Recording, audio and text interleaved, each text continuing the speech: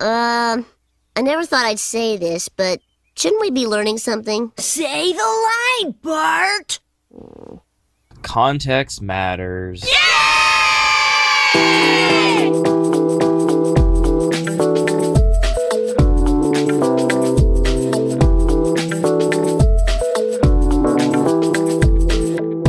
Hello, and welcome to Lucky Paper Radio. I am your host, Andy. I'm here, as always, with my co-host, Anthony, the hardest casting Ugin the Spirit Dragon, Maddox. Are you supposed to soft cast an Ugin the Spirit Dragon? When someone says hard cast Ugin the Spirit Dragon, you usually think they must be in some sort of green ramp deck. Maybe they're playing one of these artifact ramp decks with Grim Monolith or whatever. Maybe they have Channel.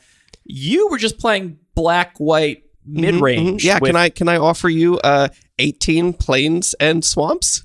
That'll get there eventually. That'll get there. You also had an Elesh Norn that I saw that you had succeeded in hard casting. Did you end up winning that game, I hope? Or... I did win that game. So this was not exactly where I hoped to be in this particular draft. This is a cube of one of our friends. I feel like white is doing a lot of different things. It was definitely the most open color in my seat by far, even though I started out with a lot of really strong black cards. So I ended up with like a lot of the 2 and 3 mana creatures that just didn't really feel like they fit together. And I was like, well...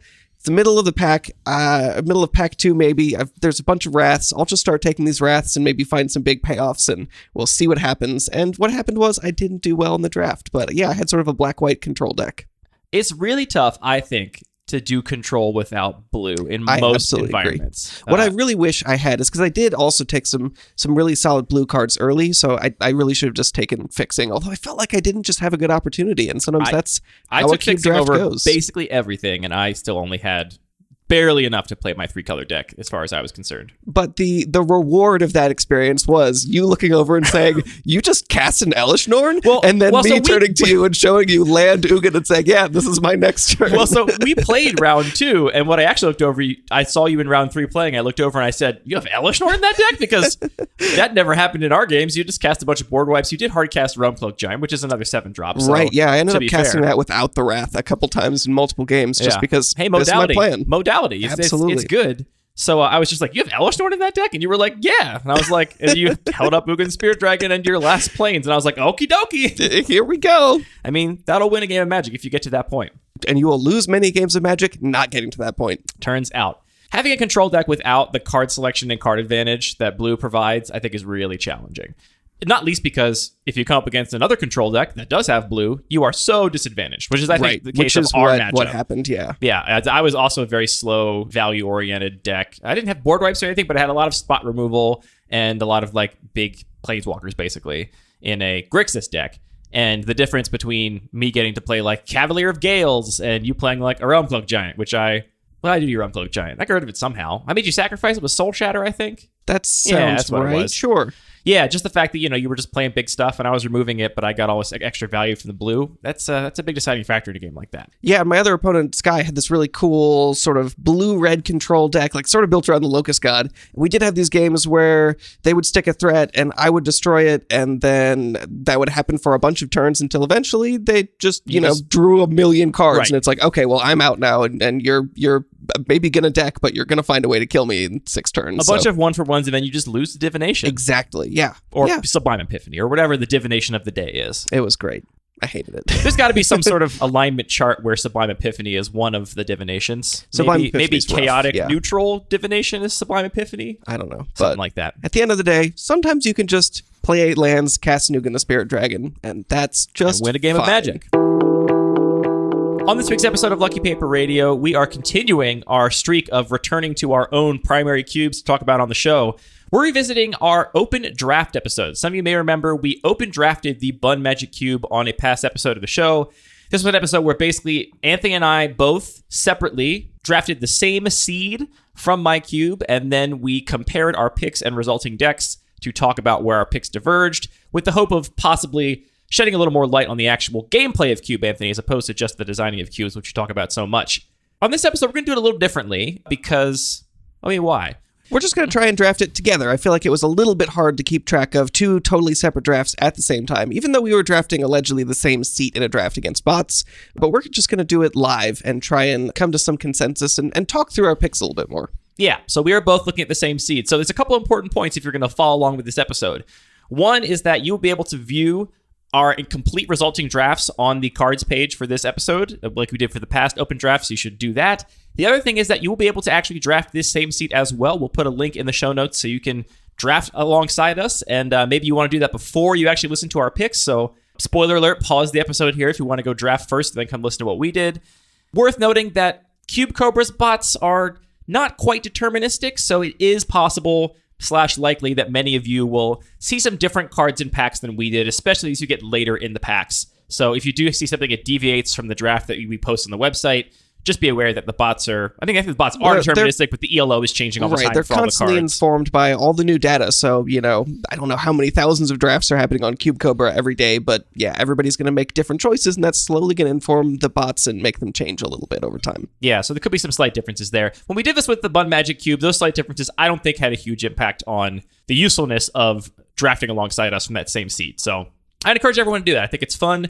And you get to draw up a bunch of drafts of the regular Cube, Anthony, in anticipation of your premiere at CubeCon in October. I'm excited. Yeah, I think when we recorded last, it was still actively being voted on, but it is, Turbo Cube and regular Cube are both going to be featured at CubeCon. I'm very excited about it. A little bit nervous that people are just going to tear apart and solve this format, but hopefully we can do a little bit of playtesting and, not change it to change the Cube, to change sort of the ethos or philosophy, but do some iteration to try and refine and get it even closer to the kind of experience that people hopefully voted for. And if you're going to be at CubeCon, all the better reason to draft this cube ahead of time, draft this same seed in the show notes, and then you can listen to us talk about this environment. Anthony, we need to open with an introduction of this environment for new listeners, maybe people that are not as intimately familiar with the regular cube. We record a lot. I think it's easy to feel like we're talking to people that have been listening since the early days and know us and know our cubes well, but the reality is a lot of people don't. So can you give an introduction to the regular cube? And then I think we'll learn a lot as we talk through the actual draft. For sure. So this is my main cube. It's a little bit difficult to describe because it doesn't have any hard restrictions or themes or gimmicks. It's largely just sort of creating the kind of magic that I enjoy, which really is very much inspired by limited magic, and especially like a master set that has kind of a powered up in terms of complexity, limited environment where it's still about creatures, it's about playing to the board, but there's a lot of little sort of synergistic components that fit together where you're trying to get a little bit more of a plan. It's specifically not focused on trying to get a precise sort of archetype or theme for every two-color pair, but there's a lot of little things nested in, so hopefully, if you're drafting your blue-red deck, it's not specifically going to be spells matter, not specifically draw 2 cards a turn, or a couple other little themes that are mixed in there, but you're kind of trying to fit those interlocking pieces together to get maximum value. So all those themes are present, none of them are supported enough that drafting the blue-red deck is just drafting one of those things. Yeah, I would describe it as you have a bunch of I picture it like a shallow tidal basin where you have a wide That's swath. So beautiful. I love a tidal basin with all kinds of little critters. Yeah, you got a wide swath of, little pockets of archetypes that come together. You don't go super deep on any one particular archetype, right? There's not a dedicated tribal deck. There is not a dedicated artifacts deck or whatever. You just have little pieces here and there. So your resulting deck, ideally, I think in my experience, will draw on a couple of little, hopefully overlapping synergistic packages. Right. So you might have, your artifacts in blue-red package and your spells in blue-red package, and you've got cards like Sakili to kind of bridge that gap. But it could be any of these different archetypes in the way they overlap. Right. I mean, you mentioned tribal. There is a little bit of a tribal theme specifically in zombies where there are the cool thing about zombies, and maybe we can do a whole episode about this kind of aspect of cube design. If we did a whole episode about zombies, we might be able to get Mark Rosewater on. Guy loves zombies. Okay, we'll do a whole episode on doubling things. We'll do a double episode on doubling things. Zombies are cool because they have a strong mechanical theme already, and that they play in the graveyard a lot, and they care about amassing lots of zombies. So because of that, they really fit well into this. They sort of overlap with a lot of other themes, so it makes it really easy to seed in just a couple things that are payoffs for zombies, and enough zombies present in the environment that can just be a meaningful little theme without being like a whole section of the cube. Yeah, so if you've never seen this cube before, you've never heard us talk about it, you can think of it very much, I think, like a master set. It's going to be that kind of power level, a little narrower in the power level band. You certainly don't have things that are totally unplayable, which comes up in every kind of reprint set. They're always going to have some stuff that's there for other reasons. They had to sneak a reprint in, or it was there for Commander or something. So here, every card's very playable, and you don't really have huge bombs, right? So it's really about finding a place in this middle ground to put a deck together that has a successful strategy. Right. We've both played this cube a lot, it should be said. It's your main cube, so people know you've played it a lot. I've played it many, many times, and so I think we have a pretty good grasp of this environment. So I hope that this is useful for people that are going to be playing this cube at CubeCon in October, and even if you're not, it's useful just to hear another perspective on how to evaluate cards in a draft. with all that preamble given, would you like to read the first pack? I'd love to. Our first pack is Wrath Capuchin Ship's Mage, Sulphurous Springs, Divine Arrow, Oketra's Monument, Carrion Feeder, Blinkmoth Nexus, Fairy Vandal, Mystic Snake, Azorius Chancery, Sacred Foundry, Prophetic Prism, Experiment 1, Careless Celebrant, Lightning Strike, and Twin Blade Geist. Quite a spread of cards there. I will remind everybody listening, you can see these cards for yourself at luckypaper.co/podcast/102/cards. That link is also in the show notes. So if you're having trouble following along or you don't know a lot of these cards, I recommend pulling that page up. It does work on your mobile device too, so you can see what we're looking at. What are you thinking about in this pack? I am drawn to 2 cards here, I think, above the rest. Okay, so I'm also drawn to 2 cards. I'm really curious if they're going to be the same cards. I bet we overlap on one, but not the second. Okay. I bet the one we overlap on is Azorius Chancery. Okay, yes. Blue-white bounce land. Bounce lands are really powerful. I mean, I think people overlook this because at the peak power level environments, a tap land is a big liability. If your environment is very fast, then you oftentimes can't afford tap lands. But if you can, this is a land that says play a land, draw a card, and fixes your mana. That is really hard to overstate how much it says play a land, draw a card. It's 2 cards in one. It's 2 lands in one land, basically. You know, there are some tricky moments early in the game where sequencing can be annoying with these bounce lands where you can't quite do things the way you want, but this environment, I think, is very value-oriented, at least the decks I have success Definitely, with. yeah. I did have a couple of drafts of this cube where aggro was wide open and I got to absolutely obliterate people with it, but most of the time I'm looking to have a deck with a good amount of value in the late game, and I like mana fixing, and so that's the first card I'm drawn to. I also want to say, in the context of pack 1, pick 1, I'm actually pretty interested in the bounce lands, and I'm going to sort of treat them as a hybrid card. Absolutely. Because I'm going to be happy to put the Azorius Chancery in any deck that's playing either white or blue, which is different from Sacred Foundry, which I'm really only going to put, you know, if I'm playing a 2-color deck, in my red-white deck. So I think they are more open picks than they look. Yeah, if you're playing just white-green or something, your Azorius Chancery becomes actual Karoo, and Karoo is a fine card. Karoo forces you to return an untapped plane, so it's actually quite a bit better than it has Karoo. to be oh, geez, that is way better.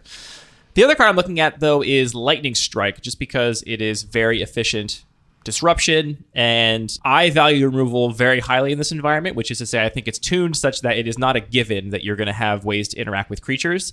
I have a lot more, I think, creature removal in an environment like mine, which is not to say it's not important. I'll still pack 1, pick 1, a Lightning Bolt in my environment, for example. But here I think Lightning Strike represents a similar kind of premium removal spell to Lightning Bolt in my environment in this environment because it's a little bit slower and a little bit more value-oriented. We're in the hand-holding club. That's exactly what I was looking at as well. I think there are a couple other cards that are interesting here. Oketra's Monument is interesting, and it's... I thought you might say that, and honestly, if we're just playing for pure win percentage, it might be correct to take Oketra's Monument because you are almost guaranteed to get past White Mane Lion. Let's be honest. Let's be honest. We end up talking about that card way more than it deserves, but it is... This environment is very much about, combat, value, creatures getting into the battlefield. It's not really about... This environment is about casting your cards, you draw them, then you put them into play, and then you attack your opponent with them. Right, so it's not really... aren't combos, there's no Kiki Jiki Pestermite. The thing that is closest to a combo... It's 100% a combo. Okay, the thing that is 100% a combo is we can play Oketra's Monument with everyone's favorite White Mane Lion. Or Stonecloaker. Is there a third? Yo, of course, Skyfisher in here, too. So that combination of cards basically just says 1 white mana, create a 1/1 white soldier warrior token with vigilance, and with White Mane Lion specifically, it has flash. So it's pretty potent. And I mean, between those 3 cards, which I would say are not high picks, I think you are essentially guaranteed to get past one of them. And I think really critically, the floor on Oketra's Monument is actually pretty high as well. If you play 3 creatures, you're in great shape. 3 mana for 3 1/1s is solid. If you're playing white, it gives you a discount, which is relevant, but it still works if you're not playing white. Yeah, I think people might not realize that it doesn't care if you cast white creatures. It's any creature spell. You can put your Oketra's Monument in your green-red deck if you want to. Never seen it happen, but you could. And honestly, in this pack, I think if you just said, well, I'm going to go green aggressive, Experiment 1 is a solid pick, Twin Blade Geist is pretty potent, and... you're just solidly in I love all the cards in my cube mode right now. Let me continue to list these. If you're a certain friend of ours, maybe you'll draft Wrath Capuchin and go Legend Tribal. I've seen it happen. I've seen Daniel do that too. It's true. So where I ultimately come down, Anthony, is I think I'm taking Chancery here, though I do think it should be said that I do think that the combination of Oketra's Monument and any one of those bounce creatures is a couple ticks better than anything else you can be doing in this environment. The one thing that makes me a little lower on it is you have no way to find that combo in your deck. So not only do you have to draft it, you also have to kind of luck into it, right? because there's not any kind of tutors in this environment. You don't have like Xerox strategies where you're going to be, drawing multiple cards a turn with very many decks. It's kind of much more fair Magic. You're going to draw a card, you're going to cast spells, and so Yeah, like I said. yeah. So if you have this combo in your deck, you get to draft it, great. But it's not going to happen every game or most games. Maybe it happens a couple times across all 3 of your matches. So that's the one thing that has me a little lower on it. If there were any ways in this cube to, if there were a bunch of cantrips or something and I could build a deck that was designed to find this combo, then I might be just taking that Echodra's Monument and forcing the combo. Yeah, I'm with you. I think I'm happy with Azorius Chancery, and it's not the first time I first picked specifically this land. All right, well, Azorius Chancery it is. We are not going to read the entirety of the rest of the packs here because I think that would get a little bit overwhelming. So as I said, you can follow along on the website, or we're just going to basically call out the cards that we think are interesting in each pack. This pack is also, I think, very interesting, Anthony. I'm also on 2 cards here. I think one, for sure. We got Prismatic Vista in this pack. You have 8 in the cube, I believe, and It's a great fixing land that I'm very happy to play in literally any deck in this environment. So in terms of staying open, that is quite a good pick. But there's also a card that I consider a substantial power outlier here, and that's Dungeon Geists, which I think is one of the best blue creatures you can possibly play. And we did start by first picking a blue land. Dungeon Geist is 3/3 with flying that essentially locks down one of your opponent's creatures for as long as it remains in play. So it's kind of like a 4-mana 3/3 flying Banisher Priest. It doesn't actually X out, it just keeps it tapped. But, it's a powerful 2-for-1 if you get to stick it and attack your opponent with it, which you often get to do. Yeah, that is difficult. I think I'm with you that it's going to be hard to pass Prismatic Vista here. There are multiple copies of Prismatic Vista, like you said. I kind of just wanted to try something a little bit different with the fixing lands, as opposed to a lot of, specifically your cube, which was what we were playing the most when this was designed, where some of the fixing was a little bit more open and available if you wanted to especially do some landfall stuff or a couple other interactions that Prismatic Vista has, which you can go listen to a whole episode about fetch lands and their many interactions. And it's just potent, it's open, it's flexible, so it's pretty hard to pass that.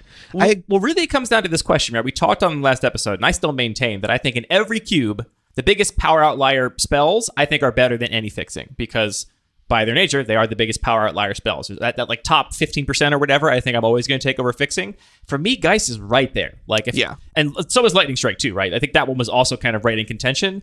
Nothing else in this pack to me is anywhere near quite that level. I really like Militia Bugler here as a 2-for-1. Yep. I think Sling Gang Lieutenant is really good in this environment. Sling Gang Lieutenant always plays better than I expected to. I think it's a very potent card, and also plays in a deck that has been historically very successful here, so there's something to be said for that. So there's other cards that I think are good that I'd be very happy to play. I would take relatively highly, but for me, it's all down to this Prismatic Vista or Dungeon Geists. All right, we have to call out a couple other things in this pack. We've got Earl of Squirrel. This draft is going to take 4.5 hours. Really I'm calling is. it now. This card has Squirrel Link, so if that's not enough to make you fall in love with it, I don't know what's wrong with you. But it does play out a lot worse than you think it does, because it's bad. 6 mana and it dies pretty easily. It's 6 mana. Often it trades with something and makes a bunch of squirrels. Relevant, but not. This environment is not that slow. Yeah, it's not quite that slow. And it's not that slow, and it's not that non-interactive for me to ever play Earl of Squirrel in my deck. Right. I'll put it in my deck sometimes, but you'll find that I'll probably have a few more hot takes for this environment because I didn't curate it. You obviously are going to like every card to some degree, but I'm never putting Earl of Squirrel in my deck. Absolutely. I have played green and had Earl of Squirrel come to me 14th pick and not played. Last time we drafted this cube, the grin on the face of the person that picked this card was worth it. I also do really like Essence Scatter in this environment. It's very efficient counterspell, and the decks are largely focused on creatures, so I think it is a relevant spell. Man, we're going to go down so many rabbit holes here because I do want to mention about Essence Scatter, an important feature. I think a lot of players might think the qualities that make Essence Scatter or make negate good or bad in an environment is really just the density of spells you can hit. But I think it's actually another factor that people might overlook, which is that there's a lot of answers to onboard permanence, right? Like you have removal spells, you have playing a bigger creature that can block it profitably. You have ways to interact with permanents once they've resolved, with creatures specifically once they've resolved. A lot of instants or sorceries, once they've resolved, the damage is done, right? There's no undoing that damage at that point. And so that's why in almost every environment, I'm still even higher on negate than I am Essence Scatter. In an environment like this, you might not have quite enough non-creature targets for me to play negate. I would definitely probably sideboard it to start and bring it in certain matchups. But I'm still not that high on Essence Scatter here because there's a plethora of ways for me to deal with a resolved creature, and I don't value a counterspell that can answer something that's answered by so many other cards that highly. That is true. I would push back a little bit that a lot of the creatures in this environment do have enter the battlefield abilities. You know, your militia bugler, your sling gang lieutenant just in this pack. So it does, I think, still carry a lot of weight, and especially a lot of the early plays in a lot of decks are going to be creatures. So I think it's relevant in that context, but that is a really solid point. I also want to call out Phalanx Leader mostly as just like a card that I really love and want to play, but I know I'm not taking it here until I'm like, get the signal that white is super open. So I'm sorry, Phalanx Leader. I get the sense you're on Vista here. Yeah, I think so. Let's stay open because I think it's even more interesting radio. I could go either way here. I could be definitely convinced that Dungeon Geist is the pick, but it's going to be Vista for us. All right, Anthony, our next pack is up. I've given my number twice in a row now. How many cards do you think are in contention here for you to pick? So we have 2 more bounce lands in this pack in Golgari and Rakdos. As much as I value them, I mean, it is staying pretty open just to take more bounce lands. And at this point, just that we have a white-blue one, like if we just imagine those first 3 picks and say, well, we have these very disconnected bounce lands, that still leaves us pretty open even if we don't end up playing one. So I'm kind of talking myself into that. The other things, I would say there are 3 other cards in this pack that are getting my attention. I've got 3-ish. All right. Is your first one Captured by Legax? Yes. Okay. I think this card is very powerful, and it plays out so well. It's kind of like Ravenous Chupacabra, but with haste and for 1 mana less. And also, it has all of the cool interactions of being able to spread that power toughness out on 2 different creatures, or putting it on a creature that has keyword ability. You know, you have to be in the right deck. It's not... I mean, I'll probably still play it in almost every deck, but there's definitely decks where it's really great and decks where it's kind of, for sure, you know, a expensive pacifism that maybe gives you a little bit of benefit. Right. I see that, and that to me, I think counts as a signal of that kind of deck being open. I will say at this point that if we do take another bounce land, like if I take a bounce land here, I feel like I'm kind of committing myself to a greedier deck. Because at this point, I will have passed Dungeon Geist, Lightning Strike, and now we're getting ready to pass Captured by Legax, or what are your next 2 cards? The other ones that jump out to me are Sylvan Advocate. This card is just kind of a beating. It's cheap, efficient, gets in for a lot of damage. I also like Bannerhide Krushock a lot. I don't know why just all the green cards are jumping out, but modality is good, and this just does a lot of stuff. See, I was actually going to say Ferris Brand Brawler was the other card that I think is maybe in contention here. It's just a 6-mana 4/4 that fights on ETB. This is the kind of 6-mana card I want to be playing, not Earl of Squirrel in an environment like this. So if I'm going to have a top end, I'm going to take it. Now, people that listen to this podcast know I'm not taking a 6-drop right now, but on power level, all the green cards are jumping out. None of the non-green cards are jumping out. And so I think it's a real consideration whether or not we're going to continue to pass power outliers and take fixing and hope to cobble something together later in the pack. Yeah, so I will say we've also got Tide Hollow Sculler is an interesting card, but as a gold card isn't really where I'm looking. Trusted Pegasus gives you flying and reach. It does stuff. But I love you. We are genuinely going to take 3 hours for this draft if you read it, every card you like in every pack. We should list some more cards in the packs. But our question, I think, is really, do we want to stick with Captured by Legax, or do we want to stick with the fixing plan? I think for me, I would take Saddled by Legax. Part of it is that I like the green-white aggressive deck, and I think it's very often open because people are not looking for it or don't like playing it. And so this is like the best card in that deck, or one of the best cards in that deck. It's one of the things that pulls me into playing it. You know, we have some decent fixing already. I'll still play that Azorius Chancery in this deck, most likely. Depends how low to the ground I end up being. But I think that's my pick. But if you want to take one of the bounce lands, I will go down that road with you. I'm happy with Captured by Legax. All right, we're doing it. I feel like we're getting paid off a little bit here. So this pack, what's jumping out at me is Jade Light Ranger, I think is jumping out at me as a power outlier. Monastery Swiftspear is in this pack, which is a very strong card if you are a red spell slingery kind of deck. It is worth noting that, I think this is a card that definitely scales with the environment, right? Like, that's, I think, the only card in this pack that I play in my cube, which is much more powerful, but it's not the same power level here, right? It's definitely knocked down a couple notches.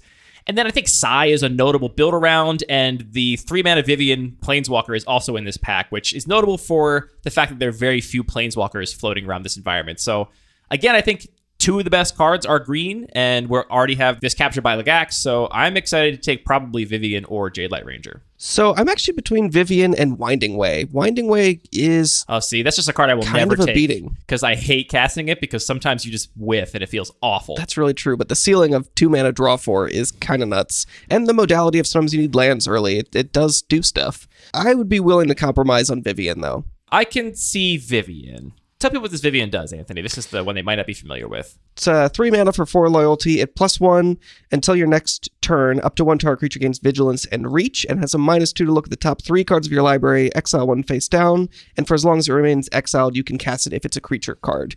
A little bit clunky wording, but basically it generates a little bit of card advantage. It gives you some modality in having that static ability of giving your creatures flash, and also potentially pumping up some of your creatures. So it's not a big snowballing planeswalker, which is why I think it actually is, despite being unusual as being a planeswalker in this environment, I think it fits well.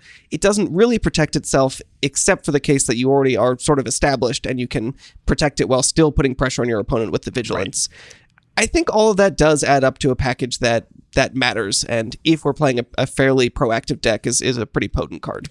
I'm in for Vivian. My only caveat about this is that I am noting that we have 2 lands and 2 cards that only work in a deck with lots of cheap creatures and no cheap creatures yet. So I think if we take Vivian, we have to prioritize cheap creatures even more highly than we would if we take Jadelight Ranger, for example. I'm with you. Vivian it is.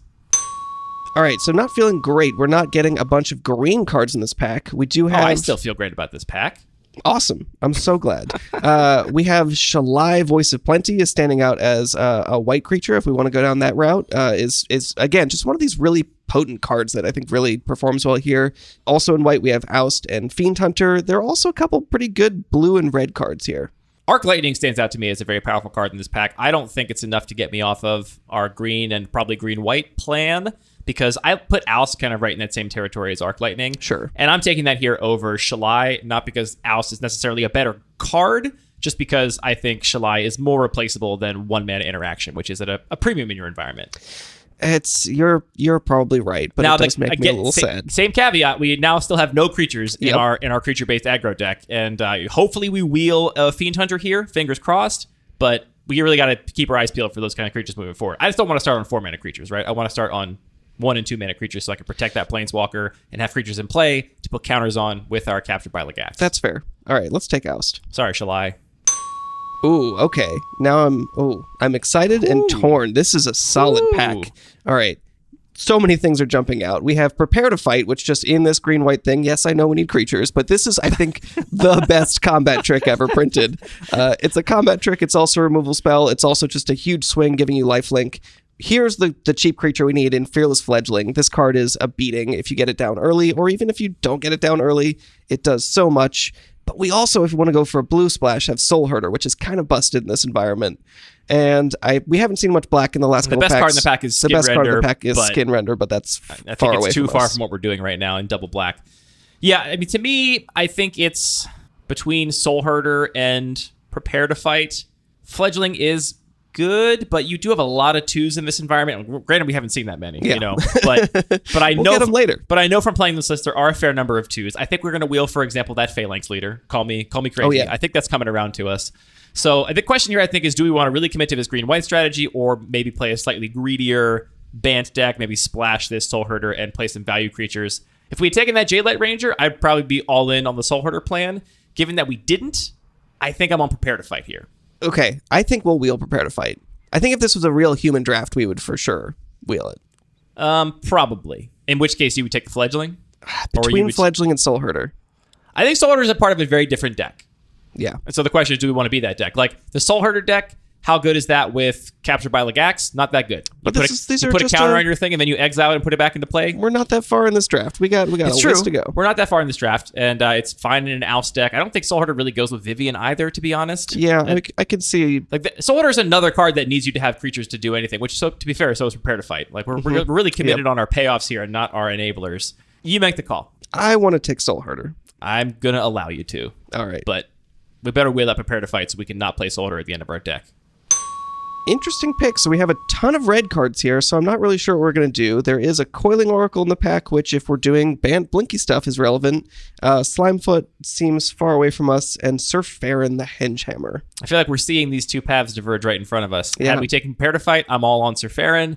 We took the Soul Herder. I think we have to take Coiling Oracle. I think you're right, and I don't love it. I mean, it's worth noting that at this point, what we're committing to, I think, is prioritizing fixing a little more highly, because we're going to be playing 3 colors. So I think there's going to be times where we're going to want to take a good card in pack 2 or 3, but we're going to have to eat our vegetables and take fixing. Whereas we were just playing 2 colors, we might be able to get away with being a little greedier. And we're just now looking at a different class of cards, right? Like, I think our strategy before was to get our opponent dead quickly, which is a strategy that's made better by cards like Oust and Captured by Legax. Those cards, I think, are a little less good in the direction we're going, but a late Soul Herder is a decent signal in this environment, I think. We also haven't been seeing as many white cards in these packs, so I think I'm feeling good about opening up a little bit to not necessarily that aggressive strategy. But what do you take here, Anthony? So the things that jump out to me, we do still have some potent red cards in here, but I think I'm on Ren's Run Hydra. This is another just modal spell. It does a lot of stuff. I think we got to take it. I'm not happy about it. I mean, it's awful with Soul Herder.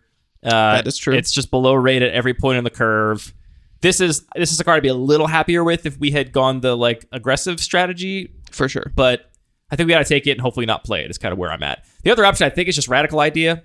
You know, I do like cantrips. It's not at all on theme with what we're trying to do with this deck, but cantrips also can just be filler, right, to kind of make the rest of the deck work. We could take Urban Daggertooth. I don't want Urban Daggertooth personally. All right, so Radical Idea or Hydra? Probably Hydra. I don't want to play any of these cards, though, to be honest. Maybe we should be pivoting to red. Yeah, man, Fiery Temper is kind of late. All right, so we're back to our first pack now, and we wield 2 cards for this deck, which I think are great, which is Wrath Capuchin and Mystic Snake. Mystic Snake, obviously, has an ETB. Doesn't work with Soul Herder, obviously, because there's not going to be a spell on the stack. Almost certainly not. But it is another, creature in our colors that, if we have something like Vivian to play things at instant speed, or we have value engines like Soul Herder online that are accruing value without us having to spend more mana on spells, we're going to be able to afford to hold up some counter magic in the form of something like Mystic Snake. Do you agree that it's between these two? I put Fairy Vandal up pretty highly as well, too. That card does... I mean, as soon as you get a counter on it, it is a very real threat. I mean, I do like cheap cards, so you can talk me into it. It seems off strategy to me again. I mean, I guess it's evasive. We might be like trying to win the game through evasive threats and clog up the ground with value creatures like Quilling Oracle and maybe get a Soul Herder going. But I don't look at this deck and think, great, the perfect Fairy Vandal deck. Oh, absolutely not. It seems like a pretty good Wrath deck. You got to make the call. I have to make the call. You got to make the call. We're giving you final say. This is the hardest point in the draft. I'm pretty low on Wrath overall. For the person that's put it into a cube is maybe surprising. You don't like flashing in your Vivian on end step? That's pretty cool. All right, I can see where we can go with that. Get this little flash train going. Let's give Wrath a chance. All right, so we did wield a Phalanx Leader, but we also wield Militia better Bugler, card for our which deck. I think we're going to be very excited about, right? We absolutely need Militia Bugler here. It's not close, but that's a card that is not only going to give us a body, it works with Soul Herder, and also it finds another body. Bots be damned, we also wield that Sylvan Advocate we were talking about as a reasonable threat. Yeah. Again, that's a card that is probably fine here. I would be thrilled with that if we had gone the aggressive route. Right. That, given that we didn't, I think it's still good enough. We can also, I think, consider a Masked Vandal here, which could be a repeatable disenchant, and is also just a 2-mana creature. You do have some fringe tribal stuff, which the Changeling ability could theoretically come up. I think it's mostly going to be in like the green-black deck where you care about zombies, but mostly it's just a 2-mana Reclamation Sage, which I'm very happy to play. Yeah. Or we have Trusted Pegasus, but I feel very full on 3s. We have 4 3s right now, and so I really want to take one of these 2s. I agree. I think that like Sylvan Advocate is a much, much more powerful card, but I think that Mass Vandal is a little bit more flexible in terms of like, what does our deck need? We're not looking for just a big beater. We want to get value here. We're going full Bant value. Ooh, okay. This is a little bit surprising. I mean, I think we have to take J-Light Ranger here and then prioritize every other 3 very lowly through the rest of the draft. I mean, comparing J-Light Ranger and Winding Way side by side, J-Light Ranger is just guaranteed value. No matter what, you're getting value both ways. And Winding Way is, you might just totally whiff on it, and it has nothing to do with our strategy of our deck. It's not a creature. It doesn't work with anything we already have. It's a sorcery, not an instant. All right. I agree with you, but I am sad to see that Winding Way go. All right. I'm feeling pretty good about this. So we got another 3-drop. There shouldn't be an Arc Lightning in this pack, is what I will say. Yeah. So here, like, I'm not taking Chrome Courier here. I'm pretty low on that card. Okay. I would just take Curate here, but I'd hope to not play either of these cards, frankly, if we get the deck I want to get out of this draft. Okay. I think Chrome Courier is pretty reasonable, but our curve is not looking ideal right now. All right, 2 picks left in this pack, and we got 2 mono black cards here, which we are not going to play. It's sad to see Bone Shards going that late. You want to hate Bone Shards or Fungal Infection? Shut up. Just pick one. And a Reckless Rage to finish off Reckless the Rage pack. makes sense as the last pick. So we're going into pack 2. First, before we talk about this pack, Anthony, how are you feeling about the direction of our draft? I'm feeling medium. I mean, we have like Soul Herder with a couple reasonable targets, and we have some stuff to do otherwise. I feel like after those first 2 picks of fixing, we didn't get any more fixing, so that's not great, especially if we end up going 3 colors. Yeah. I'm looking for 2 drops that do stuff when they enter the battlefield, and maybe some other ways other than Soul Herder to actually take advantage of that and really get that value train rolling. Yeah, one of the reasons I think Soul Herder is a reasonable build around in your environment is you do have other ways to flicker stuff, so you don't have to rely on exactly getting Soul Herder. My feelings about this deck right now is I don't like our curve and I don't like our fixing density, and I'm very worried about both those things. And so I'm going to prioritize that over almost anything. You could hand me a bomb that was 4 mana for this deck, and I would probably turn it away for a C+ 2-drop at this stage. Okay, well, good news. We don't have to worry about that, but what do you like in this pack? I bet you could never guess what I'm going to take out of this pack. Is it Chrome Star? I take Feather. What? I'm taking What Feather did out you of this just pack. say? Look, so here's the deal. There's nothing in this pack that's great for our deck. We have Undergrowth Champion, a Courser of Crufix, Greater Sandworm, and a Voyaging Satyr, which is just some cheap ramp, or we could take this Nature's Champ, but we already have one Disenchant in the form of this Matt's Vandal. So all these green and white cards, I mean, Barb Spike is also okay, but again, off strategy for our deck. There's nothing to blink there. I mean, we can't blink the artifact with Soul Herder, more importantly. It's just a token. So because there's nothing that valuable in this pack for me, I'm just going to speculate on a Feather because we have one of the cards in the cube that goes really, really well with Feather in that Reckless Rage, just a repeatable way to remove the threat. And I think it's just the kind of environment where you are rewarded for combining cards in this very powerful way at the expense of sometimes being a more responsible drafter. So, I mean, red has been very open. yes, that is But you're taking kind that of what I'm over communicating. Courser of Crufix? Honestly, I think so. I mean, we have 5 3-drops for our deck. We're arguing between the 6th. Well, but the thing is, if we end up playing Feather, then we are not playing probably any of these green cards. Right, And right, we right. are just going to be the Feather with Oust Just and kind of Reckless Feather? Rage and Militia Bugler and stuff. It's not likely to come together, I'll be honest. But that's probably what I'm going to take. But I think you should just make the pick, whether it's Barb Spike or Courser of Crufix. But that's maybe what I would take, honestly, is I would just take a Feather here. I mean, I also put Chromatic Star up pretty highly, but I'm willing to go on this train, go on this ride. If you're willing. What really is doing it for me is the fact that red has seemed really underdrafted. So I think we're giving up seems very kinda cool. little. Like, Okay. these are all these other green cards are replaceable in our deck, and we're going to wheel one of them. So All right, here comes Feather. people are going to have thoughts about that pick, I'm sure. Now we have a lot of fixing in this pack, so I think that's what we're going to end up taking. There also is some good white removal in here. Well, so the fixing is all... We do have one blue-white fixing land. That's the Artifact Bridge. The card is really calling to me is Seasoned Hallowblade. It's a 2-mana threat that's very difficult to remove. It doesn't work with Blink or any kind of shenanigans like that, but it's a cheap creature, right? That's a fantastic card with something like Captured by Legax. I'm so happy to put a +1/+1 counter on Seasoned Hallowblade. So that's the card I'm looking at. I think the next pick would just be that blue-white dual land for me. Maybe you could argue Oblivion Ring, but we have so many 3s. I'm just not going to touch Oblivion Ring. Oh, wait, hold on. There's a What about Fibblethip in this pack, too. Legion's Landing. There is also Fibblethip. Wait a minute. I somehow missed Fibblethip. I feel like, again, we're at a crossroads. If we really are committing to the Blink thing, then we got to take Fibblethip, and I don't think it's particularly close. If we think we're just more of a creature deck with a little bit of Blink flavor, then I think it's Seasoned Hallowblade. And I don't think that fixing... We need cheap creatures and fixing both so badly that I don't think I'm valuing one over the other. And if I'll take either of those over anything, but we have both in this pack, and so I think I'm on the cheap creature train. I think Fibblethip is more likely to wheel between the lands and that.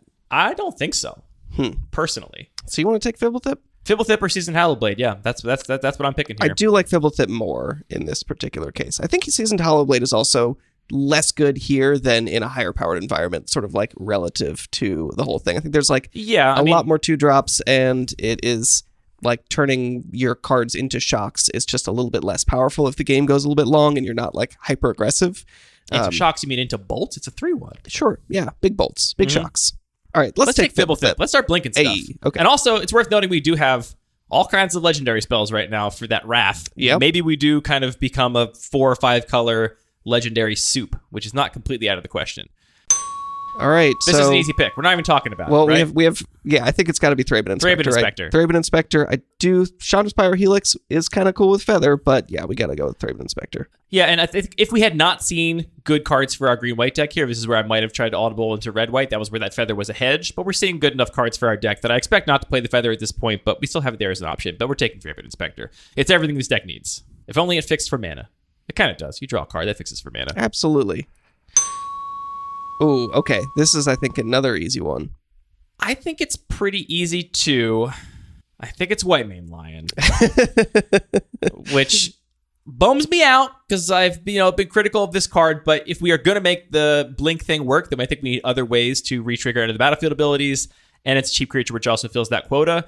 In a vacuum, I much prefer a card like Portable Hole over White Mane Lion. If we weren't so committed to this sort of synergistic plan, I would probably be on Portable Hole.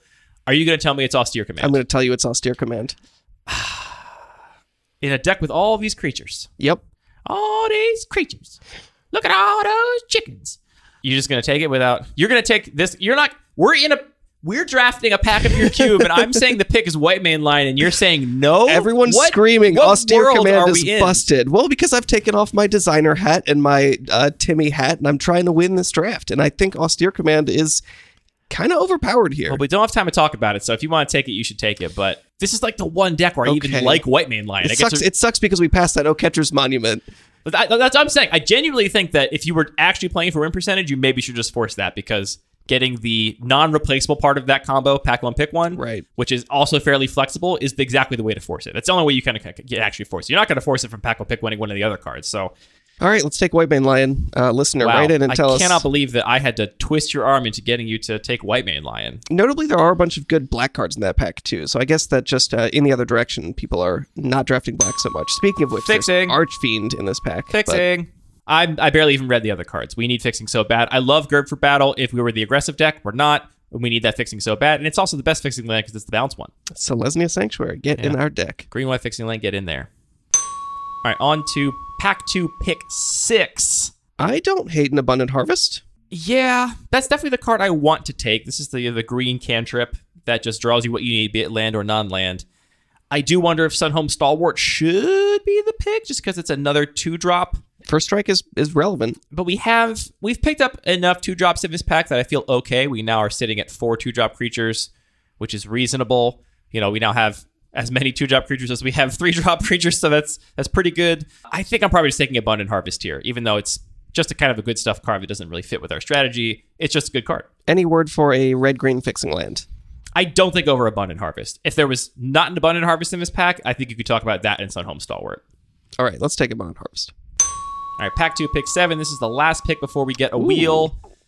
This is a great example of, oh boy. So 2 great cards for our deck here. I mean, arguably 3 if you count Pestermite, but it's a 3-drop. We don't have room for it as good as it would be.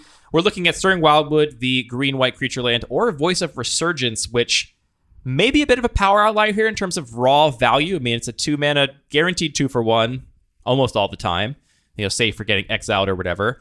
And we are a creature-heavy deck. We aim to be a creature-heavy deck, so I think that it's quite powerful. We're sitting at only 1 green-white dual land right now, right? We have the Prismatic Vista, which is kind of fixing for both. Correct, yeah. We have the bounce land and a Vista. We have 2 bounce lands in blue-white and green-white, and we have the Vista.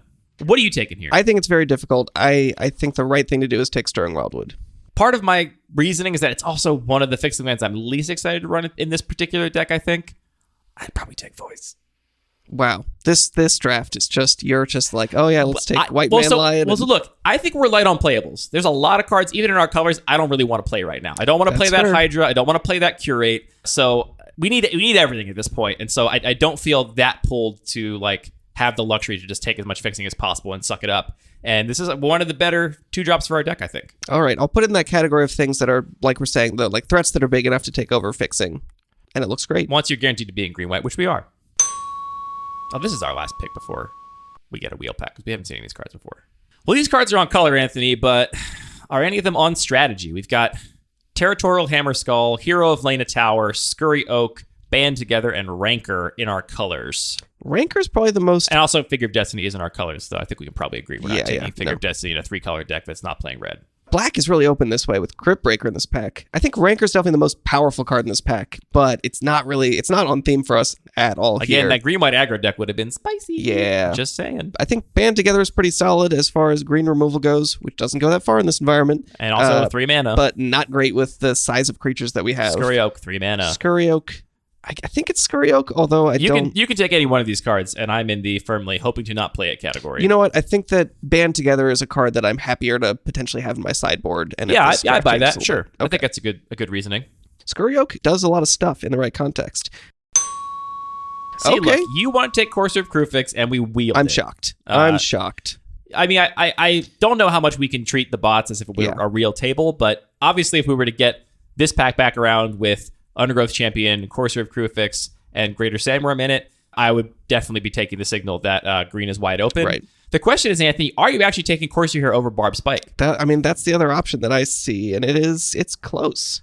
What do we have? The double green pips with the amount of fixing that we have is what most makes me consider the Barb To Spike. me, it's how glutted we are in 3 drops. Most makes me consider the Barb Two Spike. great reasons. Do we have anything that benefits from the buff of Barb Spike in novel ways? Not especially, no. It is an artifact to cast with Wrath, although I don't think we're flashing in our flyer for value that much. I'm probably on the Barb Spike here, whether it's for curve or mana reasons. I think that's what I'm going to take. All right, let's do it. All right, in wheel territory now. We wheeled that blue-white land, which I would have expected because I don't think these artifact tap lands are particularly high. Are you happy passing Oblivion Ring and Hollowblade over that? At this point, yes. Great. This is like these scales, right? We prioritized voice over fixing previously, which means that in my head, it's like those scales tipped a little bit. So now the card I'm going to take over fixing has to be that much better, and none of those get there for me. Pack 2, pick 11. We have really only one thing in our colors, and we're not going to play it, but we can take it anyway. This is that Hoplite card. This card is really fun when it works. The other thing, like, if there's a weird world where we do play Feather... We're not playing Pyrenos Feather. is cool. Just take those red cards, put them over in the right column at the All bottom right. there. That's Fair what I always enough. do. Get the stuff out of here. Fair enough. What I would do if I was drafting this and I was driving the computer is I'd have all the unplayable cards in the furthest right column that are not on color. And then I'd have all the cards I'm hoping not to play in the column right next to it or the row below it to basically give me a better sense of what my actual playables are. I do wish that you could build your deck as you went, like actually that'd have a be cool. sideboard, but... Well, white still feels very open, Anthony. We have an Adonto Vanguard and an Ancestral Blade and a Flayer Husk. These are all cards we can play in our deck. But which one do you like the most? Vanguard is the highest power level, but how great is it in a slower, more value-oriented deck? I've really come around to the position that I think Seasoned Hollowblade is the more powerful option between these two similar cards. Yeah, I think Seasoned Hallowblade is better than Adonto Vanguard, and especially in a deck, like I said, just not all in aggro. I think that I'd probably take the Ancestral Blade here. I like the Ancestral Blade. I'm going to justify it with artifact synergies. I mean, could be a thing. Ooh, so we have Gird for Battle and Feat of Resistance. Do you take the combat trick, or do you take the thing that will buff all these sweet 2-drops we got now? I would take Feat of Resistance here. I think it comes up pretty frequently. Would you main deck it? Would you hope to main deck it? I think in this deck I would hope not to, although Okay. we have a couple things like Soul Herder that we do want to protect. Are you going to wait till 5 to play your Soul Herder so you can Feat of Resistance it? No. Okay. I don't think we're main decking either of these cards, because I hope not to be, but I think they're kind of I'm interchangeable. gonna put the Feat of Resistance in the sideboard column. All right, we got the Sunhome Stalwart That's back. good. Another so 2-drop I'm very happy with. Again, it's kind of a Gives us options. replaceable 2-drop in our deck, and we got a 1-drop. Ravenous Squirrel. I mean, we're not playing this unless we get some like really free black fixing. Probably not, but it's nice to have options. All right, we're on to pack 3. Are you feeling better after pack 2? I feel than better pack about 1? our curve. I still feel pretty bad about our fixing. And so, last pack I said the power level of the fixing and the cheap creatures was kind of on par. For me now, I'm leaning much more heavy to fixing. And honestly, it's kind of hard to imagine me taking anything over good fixing for our deck. So, off we talked into it. What are you looking at out of this pack? Well, unfortunately, we don't have great fixing. We do have a powerful green 4-drop in Yiva Nature's Herald. We also have Clarion Spirit, which maybe isn't super optimized in this deck, but is still a fun card. But over here in blue cards, we got Exclude, which is kind of backbreaking, to be honest, and Into the Royal. I'm not hoping to main deck any of these cards. This is a pretty bummer third Wow. pack for me. I don't know how good Clarion Spirit is in this cube. I don't think I've played it in this cube, but I'm skeptical of our ability to double spell enough times to really make that card more than just a 2-mana 2/2 the vast majority of the time. But I'd still probably take that because it's a 2-drop. and Yiva's fine, but I don't think I'm necessary. a little bit tempted to take Exclude. I think that Sure. that card is just extremely powerful. It's easy, and it's easy to talk me into taking one card that I perceive to be a C- over another card I perceive to be a C- Wow. for our deck. no love for Exclude. I mean, it'd be great in a control deck. We're not a control deck. We are not going to have 3-mana up on our opponent's turn almost ever. We could if we wanted to. And now we are taking the Temple Garden. Did I look at the other cards in the pack? Barely. But we got to take a Temple Garden. We need the fixing, in Yep. my humble opinion. Easy Temple Garden. Glass Casket is also interesting, but we need the fixing. All right, on to pick 3 of pack 3. And now we're taking the Horizon Canopy because we need the fixing. Ooh, we do have an Amiri Angel in this pack. That doesn't even come close to me taking it over Horizon Canopy, given what our deck looks like right now. Sad but true. Now we have some decisions to make. Our on-color cards here are Shelter, Faith's Fetters. I mean, I guess we could play Farm to Market. It's technically in our colors. And what's that green card there, Anthony? Is that a beetle? Dryad's Revival. Return target card from your graveyard to your hand with flashback for 5. Very slow, value-oriented card. We have a Quench here, too. Again, hoping not to play any of these cards. Which one are you most drawn to? I think I'd be happy to main deck Faith's Fetters. Yeah, I guess it depends what our playables look like. I could see that being the case. All right, let's go with that. It's good kind of catch-all removal that does stabilize a little bit if you've been aggroed out. On to pick 5, and this is... here we got some good options for our deck. I love Core Skyfisher, and I think that's the pick. I do also really like Knight of the Reliquary, though we don't have very many fetch lands. We have the 1, and we're kind of glutted on 3 drops. So as much as it bums me out to be the green-white deck and passing on Knight of the Reliquary, I think that's where we're at. And these blue cards are more reactive, and I'm starting to really think of our blue as a pretty light splash. I'm pretty happy with Core Skyfisher, and Yeah. it sounds like that's where you're leaning. Yeah. It is a bummer to have Pasto Catcher's Monument now have both the pieces that go with it. But I mean, check the tapes. What did I say? Here we are. Hoopo's also kind of interesting there, but I think I'm happy with this pick. Okay, this is another interesting one. We've got Thunderous Order, your least favorite Magic card of all time. No, I don't dislike that card at all. What makes you think that? We have Maji. How do you pronounce this card? Maja, Bredegard Protector. We have that, which is a very strong card. I feel like the buff just really has a huge impact on games. And Elvish Reclaimer is decent, but I think same thing about Knight of the Reliquary. We're not really in a situation to take advantage of it. And Rain Revelation, Noyandar. I'm on Maja here by a pretty big margin. Yeah. We ate our vegetables, we took our 2 drops, and now I think we have a decent out to... We don't draw any of our bounce spells. We can't get our engine online. We don't have Soul Herder, or maybe it gets removed. Now our out is just look at all of our creatures that now are huge threats because of Maja. Look upon my huge threats, ye mighty. Yeah. I think Maja is like a great hedge in this deck that will play great. All right, we got a Temple. All right, now maybe I'm back to having to think about this a little bit because here we Manowar have with Soul Herder. blue-white Temple, and we also have a Crawl Harpooner and a Manowar, both of which work pretty well with Soul Herder. Crawl Harpooner being a little more narrow. So what are we at in terms of fixing lands? We have 6 on-color fixing lands? Correct. 3 of them being blue, including the Prismatic Vista. Yeah, I'm just taking the Temple here. I am as well, pretty easily. Yeah. I feel like, we didn't see a lot of fixing in the first couple packs, and luckily we are seeing it now because we think we needed this for our deck to really function. Ooh, okay. This is easy for me. Whirler Rogue, This is Whirler Rogue. Minister of Obligation, and Journey to Nowhere also solid, and the train is here, but yeah, Whirler Rogue The is downside exactly on Whirler what we need. Rogue is that I do think of our blue as a bit of a splash, but Whirler Rogue is a very good payoff, I Yeah. think, and our mana fixing is okay, so if we get to actually cast it and blink that thing even once or put it back in our hand and recast it, it'll be really powerful. So. All right. Love to get a Whirler Rogue here. All right, we are on our wheels now, so we're back to the first pack we opened. We got a Yiva back. We also got an Into the Royal and a Scour All Possibilities.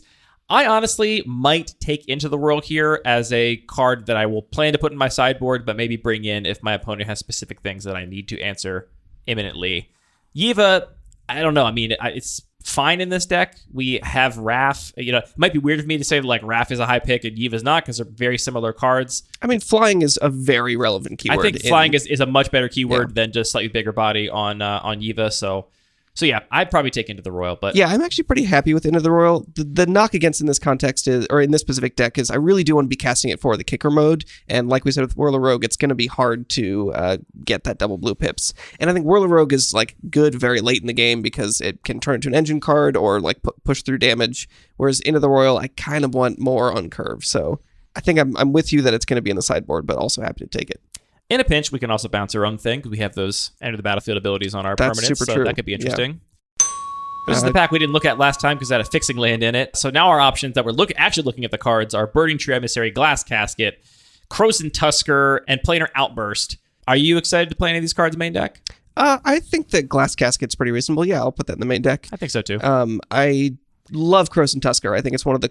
It's just such a cool Magic card, but it unfortunately just doesn't really pull its weight. Maybe it should go. Yeah. We'll think about it. Yeah, I like Glass Casket here too. You know, it's not super thematic with our deck. I would have loved to have gotten more disruptive elements that were also creatures. We can play it with Flash with Wrath. That's true. That is actually true. So, yeah, I mean, I think we need the removal, so I think it's good enough here. And we got your Remuria Angel on the wheel that you were very high on. Offer you another 4-drop?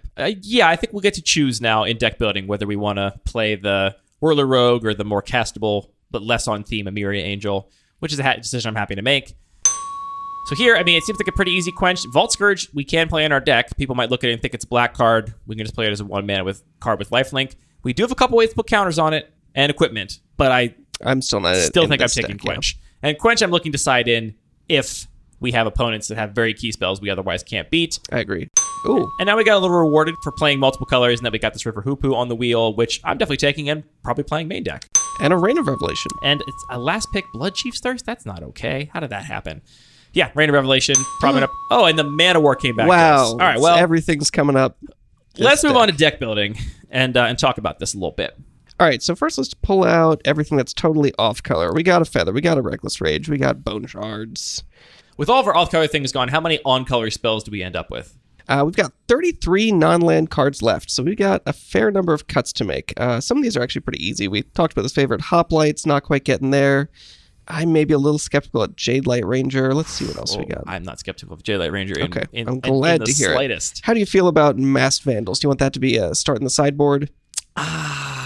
It's not the first card I want to cut. I always kind of work from the card I want to cut the most backwards. And for me, the cards I'm cutting first here, I'm looking at all the non-creatures. Yeah, Band Together, I think is the easiest one. Band Together, Rain of Revelation, Exclude. These are all cards that I don't expect us to be holding up mana to cast. Curate is kind of in that category. I think Curate Into the Royal are very meh here. And how much actual disruption do we have? So we have a Oust, we have a Faith's Fetters, we have a Glass Casket, we have a Captured by Legax, and right now we have Into the Royal in the main. Are I missing any other kind of... I guess we have Mana War as well. That's a bounce spell. Yeah, Mana War sort of counts. So we have... And we do have multiple ways to rebuy Mana War in the late game if we want. So I think I'm probably, with that density of disruption, going to cut the Into the Royal and not play that main deck. Again, because of the double blue requirement, I'm going to allow that. And then the Hydra is my last obvious cut. I don't like that card here at all. It doesn't work with any of our blink or recasting stuff. Okay, I'm higher on this card in general than you are, but I agree that in this context, it's really not doing much. And then that brings us down to, what, 26? So we're 26. Cutting our last couple cards here. At this point, I think I am going to cut the Whirler Rogue for double blue consideration because our mana is fine, but it's not fantastic. Oof. That's tough. Really? It's so good. I mean, I think what we can do is... So let's talk about the games where it's good. It's really good in games that are going long, where you and your opponent are slower, value-oriented decks, and you want to outvalue them, and you're going to have plenty of time to find your second blue mana to cast your Whirler Rogue. That's where that card is good. Where it's bad is when you're under pressure and you just can't cast it because you don't have your mana, and you get kind of screwed by it. Oh, wait, a Quench stuck in here. Get that Quench out of here, too. It's good, yeah.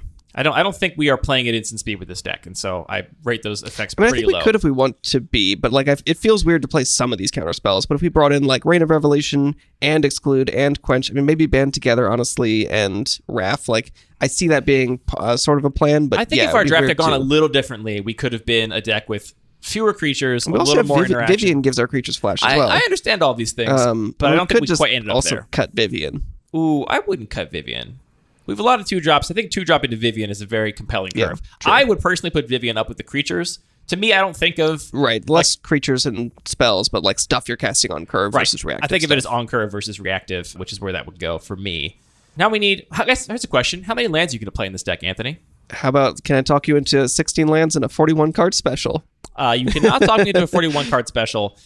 I'm right on the fence here between 16 and 17 lands. I've said on the show before that I tend to default to 16, and that's true. Our mana requirements and the fact that we go up to 5 and have 4 4-drops in this deck make me want to be a little heavier on lands, so that's why I'm kind of leading towards 17. And then what's bringing me right back down to maybe 16 again is the presence of Abundant Harvest, which is very oftentimes going to fill the role of a land if we need it to. Is Coiling Oracle a land? No, but the fact that we have Coiling Oracle and Fibblethip will allow us to find lands when we need them in many games. All right, let's actually put 17 lands here and see how many sources of each color we end up with. All right, so I'm just going to go ahead and grab 4 of each. What are our low drops? We don't actually have as much green as You're going to grab 4 of each? Yeah, and then we'll throw some in the sideboard. Oh, this is a very different strategy than I have been doing this. This is very tilting. Well, first of all, when you add 4 of each, how many sources does that bring us to of each color? You're already you're already doing stuff. You don't know how many sources we have. Yeah, just sort of go by feel. I'm getting so triggered over here. I'm just sort of going to scroll around and I'm going to see there's a lot of white pips here. Look, you're driving the computer. You need to tell me how many sources we have of each color in our non-basics. Because we have, 7, 8 non-basics? Are all of our dual lands white? Oh, wow. It's almost as if we should look at our dual lands before we start putting basics in our deck. So we have 7 white sources, 4 blue sources, and 4 green sources. And if I counted those wrong, I don't care. Okay, look. So here's where I'm going to sell you on my method of doing basic lands. Yeah. I maintain the first thing we should do for sure is just put in... A lot less plains. Just put in 3 forests and 3 islands, which is not enough lands. But that brings us to 7 of each color. Yeah, no, I'm coming around to this method. And now we can say, now you can do your vibe check and just look through the deck and try and figure out what you feel like there's more of. And I do feel like we're lighter on blue than other things. We're pretty heavy white, to be honest. My inclination, looking at this mana base, and we have, with 13 lands, we have 7 of each source. And I want to get to 10 each of our main sources if we can, and 7, 8 of our splash if we're going to have a splash. Given these counts, we're not going to get to 10 of all 3 with the number of dual lands we have, which means I'm going to cut Whirler from this deck, which is going to pain you. But that's what I would do. I feel like I want to cut Jade Light Ranger over Whirler Rogue. We have less green than blue. Do we actually have less green than blue?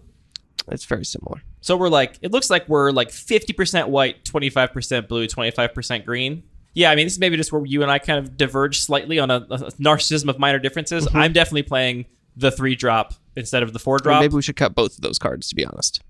So here's the other reason I'm doing that is because I also want to be a little heavier on green, even though we have similar pips in each color, because I want to be able to cast that Abundant Harvest. Yeah. We have nothing we need to cast early in blue except for Fibblethip, kind of.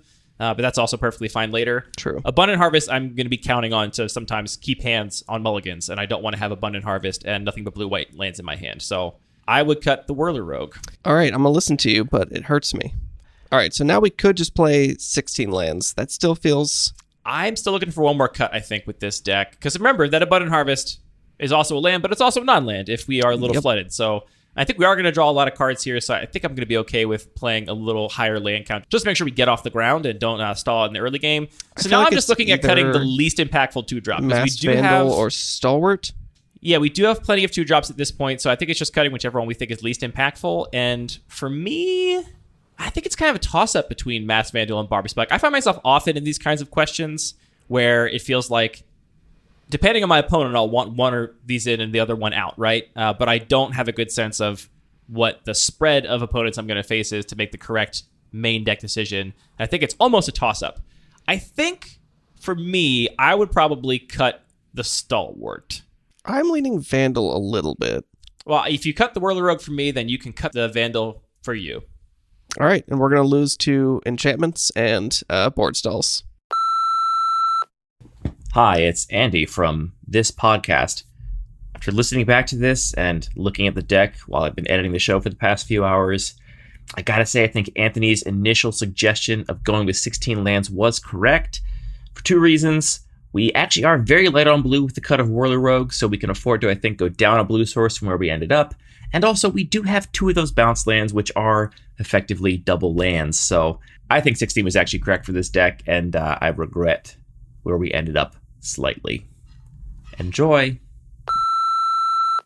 And then let's get our last couple of basic lands in here. So we have 4 slots left, and based on this breakdown of our pips, I would just go 2 plains, another forest, and another island. And that gets us to 9 white, 8 blue, and 8 green, which is right on the edge of a mana base I feel okay about. But I think we'll be all right in this deck, given our decent number of ways to draw cards with Thraben Inspector, Fibblethip, Coiling Oracle, Abundant Harvest. We will have ways to get churning through our deck, and so I think we'll be all right. How do you feel about this deck, Anthony? I feel okay about it. I do wonder if we had committed harder to trying to do a little bit of a green-white aggressive thing, that could have been interesting, but green did feel like it was not quite as open in pack 1. Red ended to up be fair, feeling... your green-white aggressive deck can be 75% white. That's and true. Playing cards like Captured by Lagax That's definitely true. and Maja Bredegard person. Obviously, it's a little disappointing that we took the safer pack 1 pick 1 and missed the opportunity for a big reward. It felt like red was really open, so I wonder if maybe we should have tried to pivot there earlier, maybe been a little bit more open with some of our first picks. But if I'm remembering correctly, I don't think they were great. I think it was really like later in pack 1 or pack 2 where we started noticing that. So I don't know if there was an obvious inroad for us to get into red. I feel okay about it. I think. How do you think our matchup spread is against what you consider to be the normal meta of this cube? I do think we don't have an austere command to deal with the black-red sacrifice deck. Is that even good against the black-red I sacrifice don't know. deck? It's I don't gotta think it be. is particularly good against the black-red sacrifice deck. I feel pretty good about our matchup against aggressive decks. We are ultimately fairly low curving. We have tons of 2-drops, and we have lots of cheap creatures to get in the way, trading combat, and then a decent amount of spot removal. So I feel okay about faster decks. I'm not worried about getting burned out or anything. I think my biggest concern is someone just going bigger than us in like a blue-black or something where they have a little more removal. They can get rid of our key creatures. We're left with some of these like halves of cards that don't really go together. We've got our White Man Line and our Barb Spike, and we're like, yeah, we're going to get you. But they just have an Archfiend of Ifnir and a bunch of removal spells and card draw spells, and we might get beat out. We don't have much card advantage in this deck. We have these value-generating engines. Like our card advantage comes from pairing Soul Herder with a Fibblethip or with a Coiling Oracle or with a Jade Light Ranger. But yeah, we don't actually have just straight up raw card draw. So I don't know. I think it's an okay deck. I would give it a B+. I'd give it a B-. I will say that I don't think I've ever been successful with Soul Herder in this cube. And there was a period where I was taking it very highly because I thought it was very good. And I don't know. I felt like it never quite came together for me, partially because you have to just draw it, right? Like, again, we have no tutors in this environment. This is maybe one of the decks that will just kind of Xerox a little more than others, but not even that much. So, I don't know. I think this deck's okay. I'm not, like, thrilled.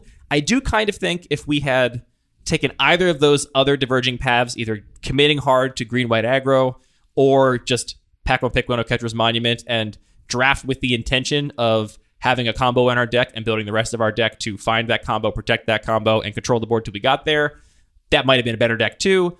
But overall, I'm not unhappy. This is a pretty good deck. I think the other path that we could take, I think we could have leaned into this more in the draft. We still have options in the sideboard, are just lean more into the instant speed interaction, into the counter spells. Because we do have Raph, we have White Mane Lion, we have Vivian, we just have a lot of instant speed stuff. And especially when we're talking about going against a blue-black deck that's just trying to do some big stuff, and we don't necessarily have the answers for. Those counter spells could be the answer. See, I would even argue that we should try and go under that deck. I mean, if they have Archfiend and Ifnir, I'm bringing in counter spells. Put it that way, right? If they have a big bomb that we can't beat, I'm bringing that in.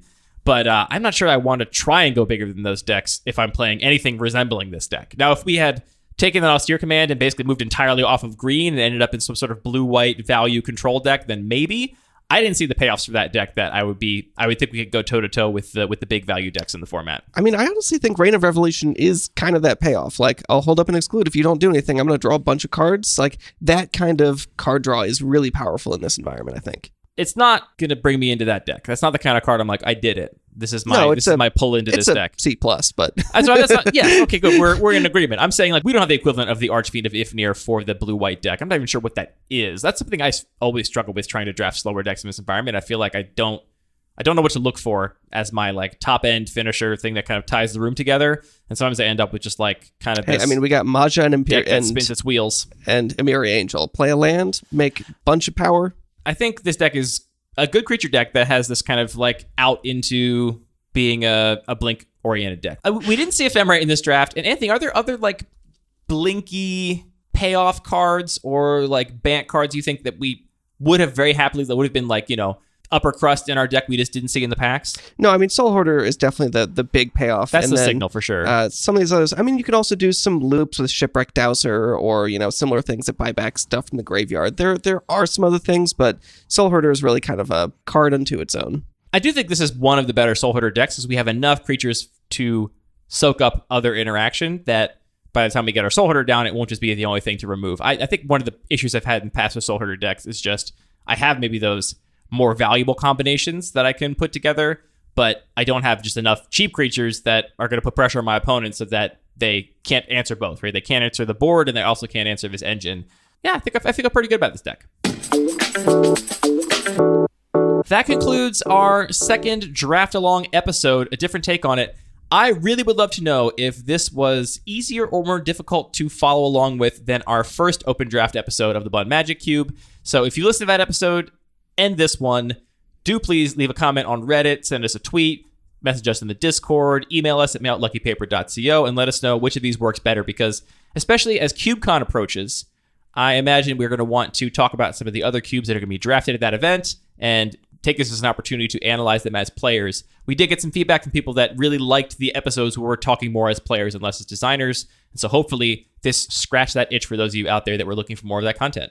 And write in and tell us how horribly we did and what you would have done instead. Yeah, I'm curious to know how that seed works out. I hope people see similar enough packs that they can make decisions that are at least somewhat aligned to the ones we made on the show. You know, if your packs diverge on pick 4, you just get some other bomb in another color, it might take you a totally different direction. But I'm hoping that people can actually draft a similar-ish seat and use that to inform listening to the episode.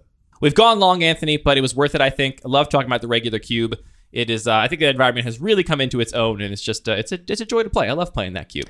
I mean, it's just fun to open up a pack of all my favorite Magic cards and then have my hopes dashed. I mean, it is really fun to have an environment where, like, Maja Bredegar Protector is a bomb, because that card is cool. It's a cool payoff. It reminds me of Torin's Fist of Angels, which is a card I really like from last year that I'm trying to find a place to play, because I don't think it quite gets there in my own cube, but it's just a cool little engine for green-white creature decks. Have you considered that for this cube? You think it's too good? I think it's a little powerful for this context, yeah. But is it, like, cool powerful? That's a good question. Because, you got to follow the number one rule of cube design. You got to make the cool stuff the powerful stuff. Yeah, I mean, and you could always just, like, put it in and be like, yep, it was really good that one time, and nobody wants to lose to it a second time, but it was fine once. I think it could be okay. It could be okay. I mean, honestly, Captured by Gax is already something I'm looking at. Like, this card is a little punishing, but it is fun, and I like making green-white good. If you cut Captured by Legax, I don't know who you are quit. anymore. I mean, I don't know what this cube is if it's not a place to play Captured by Legax. Okay, that's compelling. That's a compelling argument. That's it for Lucky Paper Radio. Again, let us know what you thought of this episode in the comments so we can learn and grow and become even better podcasters just for you. All of our music is produced by DJ James Nasty. All the Magic cards are produced by Wizards of the Coast. This show is produced by Anthony screen sharing through Discord with me so I can watch him drafting a pack on his computer, because even though he's sitting right next to me, we're across the table from each other, and it's hard to get a computer in place where we can both see it. So we're really taking advantage of technology here, Anthony, to get this episode in the books. Yeah, we got to send the information from my screen all the way to space and then back to your screen. Yes, the draft had to go to Germany, and then it came back and could be on my screen, which is a mere 6 inches away from yours.